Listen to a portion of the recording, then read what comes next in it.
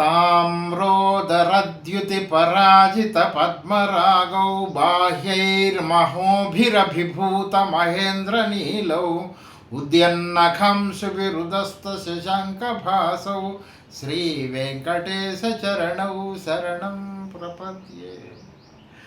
ताम्रोदरद्युतिपराजितपద్మరాగౌ స్వామివారి పాదముల నుంచి వెలువడే కాంతి, ఆ ద్యుతి అంటే అరికాల నుంచి వెలువడేటువంటి ఆ కాంతి ఉంది కదా, అది పద్మరాగములను ఓడించింది. పద్మరాగమణులు చాలా అద్భుతంగా ఎర్రగా ప్రకాశిస్తుంటాయి, చాలా గొప్పగా ఉంటుంది వాటి వెలుగు.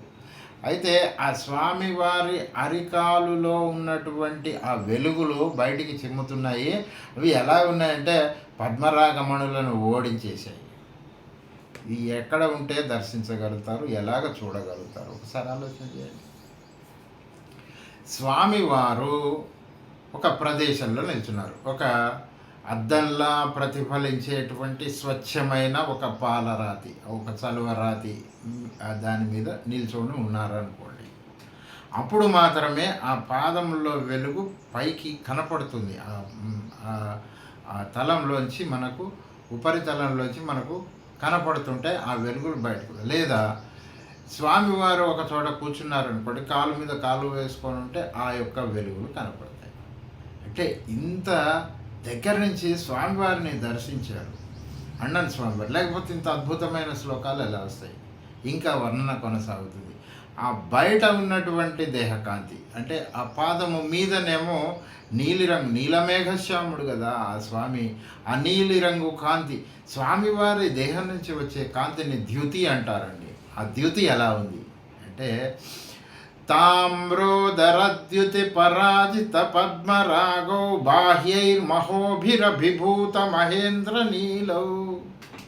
ఆ నీలి కాంతి ఉంది కదా, అది ఇంద్రనీలమణి కాంతులను కూడా పారదోలుతుంది.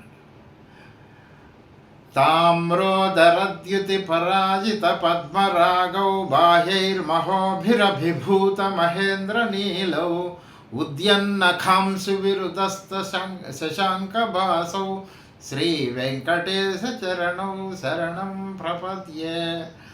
ఆ యొక్క కాలి గోరు ఉంది కదా, ఆ గోరులోంచి తెల్లటి కాంతి వస్తుందట.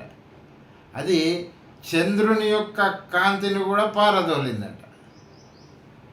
అంటే ఇవేవి స్వామివారి ఆ ద్యుతికి అసలు పోలికే లేదు. ఇవన్నీ పారిపోయే స్వామి. పద్మరాగ మణులు, ఇంద్రనీల మణులు, ఆ చంద్రుడు కూడా పారిపోయినాడు. మీ యొక్క ఆ కాలి యొక్క ఆ ద్యుతికి కాంతితో పోటీ పడలేక నేను మాత్రం దర్శించుకుంటున్నాను స్వామి అని చెప్తున్నారు. సప్రేమ భీతి కమలాకర పల్లవాభ్యాం సంవాహనేపి సపదిక్లమమాదధానౌ కాంతావవాంగ్మనసగోచర సౌకుమార్యౌ శ్రీ వెంకటేశ చరణౌ శరణం ప్రపద్యే. శ్రీవారి పాదపద్మముల సౌకుమార్యం ఎలా ఉంటుందో చెప్తున్నారు. లక్ష్మీదేవి అంటే కమలాకర పల్లవాభ్యాం, ఆ లక్ష్మీదేవి యొక్క హస్తములు సుకుమారంగా, చిగురుల్లాగా, పల్లవంలాగా ఉంటాయి. వాటితోటి అమ్మవారు పాద సంవాహనం చేస్తుంటుంది. సప్రేమభీతి కమలాకర పల్లవాభ్యాం సంవాహనే అపి. అంత సుకుమారమైన హస్తములతో పాద సంవాహనం చేస్తున్నా కూడా అపి క్లమమాధదానౌ వెంటనే శ్రమను పొందుతుంటుందట, మానసిక శ్రమను పొందుతుంటుంది. ఆధదానౌ కాంతౌ అవాంగ్మనసగోచర సౌకుమార్యౌ. ఆ కాంతియుక్తమైన పాదములు అవాంగ్మనస గోచర సౌకుమార్యం. వాకుకు కానీ మనసుకు కానీ అందనటువంటి ఆ సుకుమారంగా ఉంటాయి, సౌకుమార్యంగా ఉంటాయి.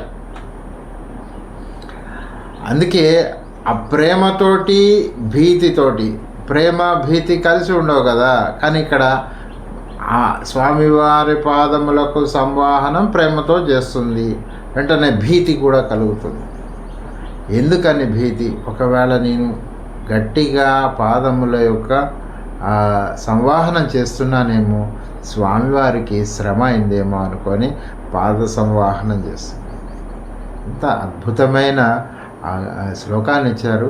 సప్రేమ భీతి కమలాకర పల్లవాభ్యాం సంవాహనేపి సపదిక్లమమాదదానౌ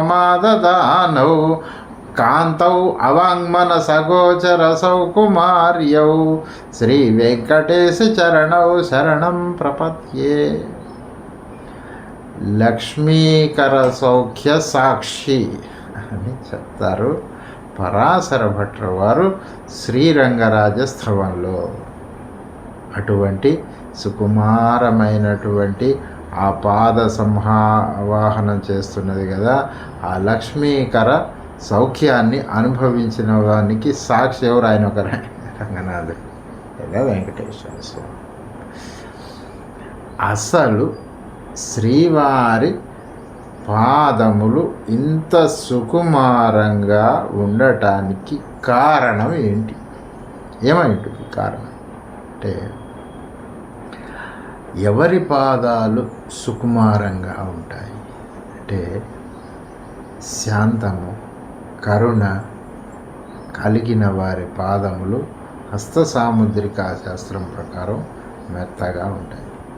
మరి కరుణకు సముద్రుడే, ఆవలిగట్టు లేదే, కరుణా సముద్రుడు. ఆ స్వామి పాదములు ఇంత సుకుమారంగా ఉండటంలో ఆశ్చర్యం ఉంది. కాబట్టి అటువంటి పాదాలు ఎప్పుడైతే సంవాహనం చేస్తుందో, లక్ష్మీదేవి సైతం అసలే సుకుమారమైన తల్లి ఆమె.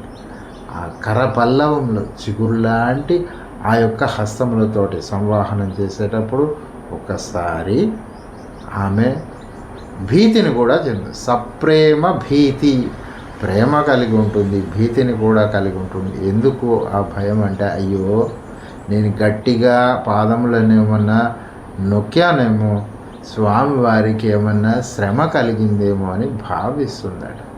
అద్భుతమైనటువంటి భావాన్ని ఆవిష్కరించారు ఆ మహానుభావులు. అన్నన్ స్వస్తి.